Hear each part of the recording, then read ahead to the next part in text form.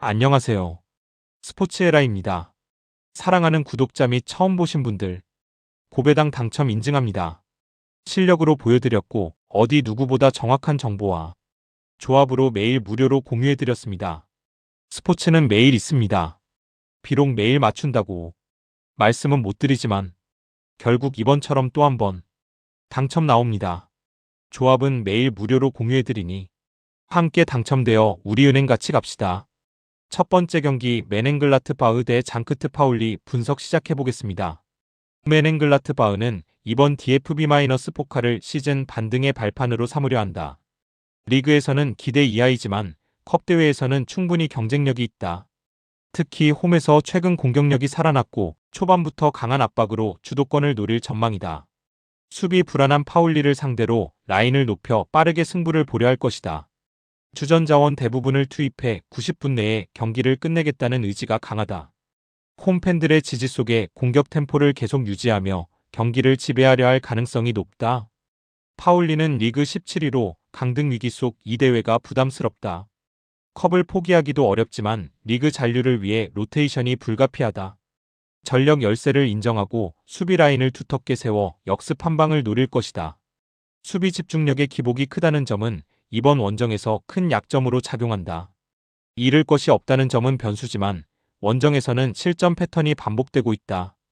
가용 전력으로 버티기엔 글라트바흐의 홈 화력을 감당하기 어려울 수 있다. 경기 흐름은 시작부터 글라트바흐가 압도할 가능성이 높다. 파울리가 버티기 모드로 나오겠지만 수비 단단함이 부족하다. 전술적 선택폭에서도 글라트바흐가 훨씬 유리한 구도를 가진다. 컵대회 집중력까지 감안하면 홈팀이 주도권을 놓칠 이유가 없다. 두 번째 경기 본머스 대 에버턴 분석 시작해보겠습니다. 본머스는 홈에서 4승 2무로 강하며 이번 경기에서 반등을 노린다. 이라올라 감독은 초반부터 강한 압박과 빠른 전환 공격으로 템포를 끌어올릴 것이다. 좁은 바이탈리티 스타디움 특성상 압박이 더 강하게 먹힌다. 최근 4경기 무승이지만 경기력 자체는 꾸준한 편이다.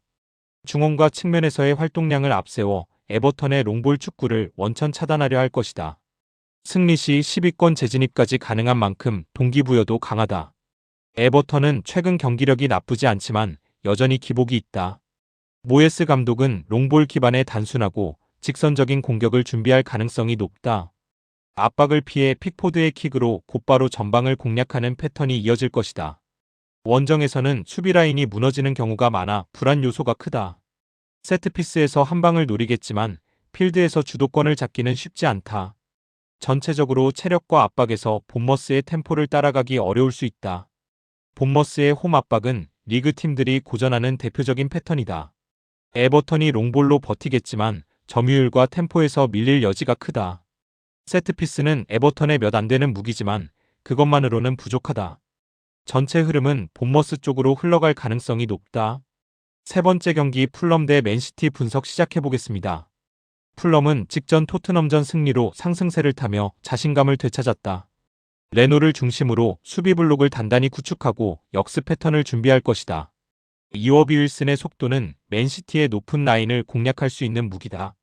히메네스의 득점 감각이 최근 살아나 위협적인 장면을 만들 가능성이 크다. 홈에서는 공수 전환 속도가 좋아 맨시티를 불편하게 만들 수 있다. 초반부터 강한 압박과 상대 빌드업 차단으로 리듬 깨기를 시도할 전망이다. 맨시티는 공식전 2연패를 끊고 분위기를 바꾼 상태다. 펩 감독은 점유율을 바탕으로 경기 전체를 지배할 계획이다. 홀란드의 득점포 가동 여부가 경기 흐름을 좌우할 핵심이다. 포든 베실바의 창의적인 플레이는 풀럼의 두 줄 수비를 깨는 요소다. 풀럼의 역습 대비를 위해 수비 집중력을 강조하고 있다. 선두권 추격을 위해 반드시 3점이 필요해 강하게 나설 가능성이 있다. 풀럼이 홈에서 승부욕을 보이겠지만 전력 격차는 분명하다. 수비적으로 버텨도 90분 내내 맨시티의 압박을 견디기는 쉽지 않다. 특히 공간이 열리는 순간 맨시티의 공격은 폭발력을 보여준다. 결국 후반으로 갈수록 맨시티가 경기 흐름을 완전히 장악할 것이다. 네 번째 경기 도르트문트 대 레버쿠젠 분석 시작해보겠습니다. 도르트문트는 올 시즌 단 1패만을 허용하며 안정적인 리듬을 이어가고 있다. 홈 지그날 이두나 파크의 8만 관중은 큰 힘이다. 브란트의 창의성, 기라시의 결정력은 핵심 공격 루트다. 압박 강도를 높여 레버쿠젠의 빌드업을 흔들려 할 전망이다. 연장전을 피하기 위해 초반부터 템포를 끌어올릴 가능성이 크다. 문제는 상대 이선의 파괴력을 얼마나 억제하느냐에 달려있다. 레버쿠젠은 트렌디한 축구와 전술적 유연함이 강점인 팀이다. 최근 패배가 늘었지만 단판 승부에서는 집중력이 뛰어나다. 시크의 결정력과 그리말도의 측면 파괴력은 도르트문트에게 큰 위협이다. 점유율을 쉽게 내주지 않고 자신들의 템포로 경기를 운영할 계획이다. 도르트문트가 라인을 올릴 때 생기는 공간을 빠르게 찌르는 구조다. 상대 홈이 부담스럽지만 역습 한 방을 충분히 만들 수 있는 구성이다. 두 팀 전력은 거의 대등하며 공격 매치업이 매우 흥미롭다. 서로 골문을 오가는 난타전 양상이 예상된다. 홈 이점은 도르트문트에게 있지만 레버쿠젠의 전환 속도도 날카롭다. 단판의 특성상 양팀 모두 쉽게 물러서지 않는 치열한 대결이 될 것이다. 다섯 번째 경기 바르셀로나 대 에이티 마드리드 분석 시작해보겠습니다. 바르셀로나는 플릭 감독 체제에서 리그 최강 화력을 유지하며 압도적 흐름을 이어가고 있다. 레반도프스키의 득점 감각 회복과 야마라피냐의 측면 파괴력은 이번 경기 핵심 무기다. 홈에서는 높은 점유율과 빌드업 템포로 상대를 압박하며 경기 주도권을 쥔다. 아틀레티코의 밀집 수비를 흔들기 위해 이선 자원들의 창의적 움직임이 활발히 나올 전망이다. 다만 라인을 높이는 전술 특성상 역습 대비가 필수이며 전환 상황의 집중력이 요구된다.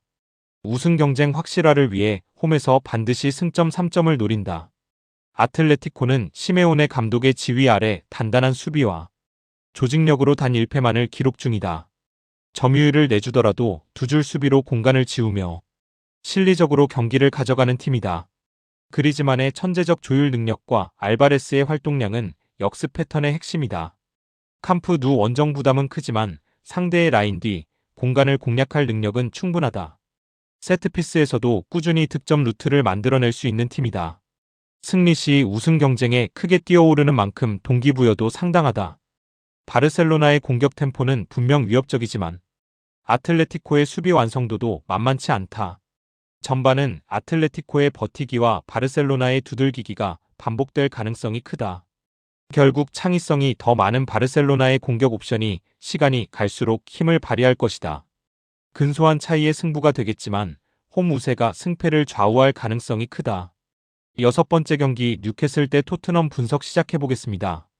뉴캐슬은 홈에서 전통적으로 강하며 세인트 제임스 파크의 분위기는 상대를 압박한다. 기마랑이스가 중원에서 템포를 잡고 전방 압박을 주도하며 경기 흐름을 만들 것이다. 토트넘의 높은 수비 라인을 공략할 수 있는 직선적인 역습 패턴이 위협적이다. 특히 홈에서는 활동량 개인기량이 동시에 살아나 템포가 한층 빨라진다. 수비에서는 압박 회복 탄력성이 좋아 상대 빌드업 실수를 유도할 여지가 크다. 상위권 추격을 위해선 반드시 잡아야 하는 경기라 동기부여도 강하다. 토트넘은 최근 공식전 3연패로 흐름이 좋지 않다. 프랭크 감독은 공격성을 유지하면서도 수비 밸런스 복구에 초점을 둘 전망이다. 뉴캐슬 압박을 뚫기 위해 빠른 전환과 측면 침투를 중심으로 맞불 전술을 준비한다. 수비 라인이 높아 뒷공간 위험이 크다는 점이 이번 원정의 가장 큰 약점이다. 전방 화력은 여전히 강하지만 실점 패턴이 반복되는 부분은 불안 요소다. 연패 탈출을 위해 공격적으로 나서겠지만 리스크도 계속 안고 가는 구조다. 두 팀 전력은 비슷해 보이지만 홈 구장의 영향력은 매우 크다. 토트넘은 최근 흐름이 떨어지고 수비 조직력도 흔들리고 있다.